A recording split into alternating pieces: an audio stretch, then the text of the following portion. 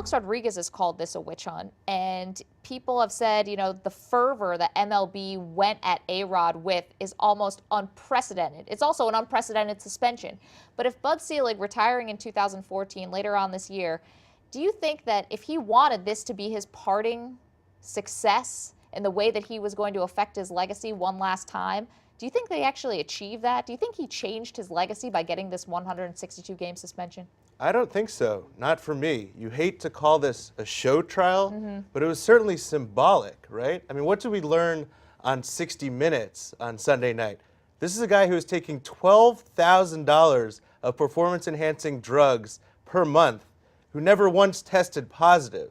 So yes, they nailed Alex Rodriguez here, but as far as cleaning up the PED problem in baseball, clearly Bud Selig hasn't even begun to do that, though he does have his trophy here as he fades off into the night. The guy was taking steroids in the dugout. That's the allegation. Yeah. Well, I mean, this is another thing I think we have to realize here in 162 games, and that is because, you know, he was caught before. So you look at what they're calling them the dirty dozen, and they only got 50 games. Of course, Ryan Braun got a little bit more, but that's because these guys were not busted before. So that's another thing. And then on top of that, based on the 60 Minutes and what Tony Bosch was saying, is that not only did Alex Rodriguez use performance-enhancing drugs from Tony Bosch in this biogenesis clinic, but also he tried to stop the process and hinder the investigation from Major League Baseball. And we heard from Tony Bosch last night on 60 Minutes, and he felt his life was threatened and his life was in jeopardy, and that's all kind of an extension of the Alex Rodriguez camp. And so I think that's another reason why we saw more games than the Dirty Dozen. You know, for baseball and for Rob Manfred, and going back to that 60 Minutes piece from Sunday night, because quite frankly, I don't think anyone came off looking really good in that piece. And I think Rob Manfred didn't look good in that piece either, because as much as baseball wanted to go after A-Rod and may have gotten him, do you think they did themselves a disservice by getting this far down in the muck, by going to this level, by dealing with a guy who they even said in 60 Minutes he was drinking heavily and was chain smoking? I mean, they didn't paint this guy in a flattering light, which doesn't mean that his documents aren't real or that Alex Rodriguez wasn't taking steroids. But the fact that they had to get down to the level of a guy who's impersonating a doctor in a strip mall in South Florida, did Major League Baseball maybe get too dirty in this? I think they did, and I don't quite understand the commissioner's office's motivation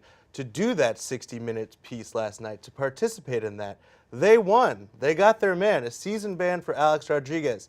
This is not a guy who's beloved in the public either. There's no public outcry against this. I don't understand going on 60 Minutes, kind of, you know, throwing more dirt on his coffin. I think all that did was upset the players' union, which is essentially going to go along with this thing. You know, now you're embarrassing. They praised it. The players union initially praised it and said, well, we're looking forward to getting past this. And now they're saying they don't understand the 60 Minutes kind of hit piece on Alex Rodriguez, and I don't either. You know, you've already won. I don't understand the need to embarrass him and also kind of inflame the players union, which was going along with it, as you said, and, you know, jeopardize that relationship that's been pretty peaceful for a long time. I don't really get it. Well, a few things. Number one, with the 60-minute piece, I think the strongest piece of evidence that I walked away with was the records, the text messaging records, and the fact that the BBM and they were able to really confirm that, yes, that came from Alex Rodriguez's cell phone. Number two, in regard to Major League Baseball, I think Major League Baseball needed to make a stand and represent themselves so that folks out there understood how they came in contact with this information, that Tony Bosch came to them because he felt his life was in jeopardy.